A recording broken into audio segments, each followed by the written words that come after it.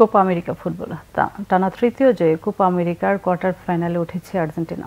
Lautaro মার্তিনেজের জোড়া গোলে পেরুকে 2-0 হারায় ডিফেন্ডিং চ্যাম্পিয়নরা।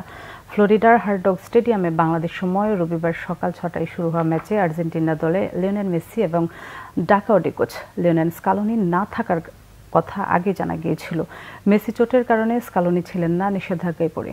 আর নিয়মিত অধিনায়কের অনুপস্থিতিতে ডিফেন্ডিং চ্যাম্পিয়নদের আক্রমণ ভাগ জমাট রক্ষণের পাশাপাশি শরীরী ফুটবলে আটকে রাখে পেরু।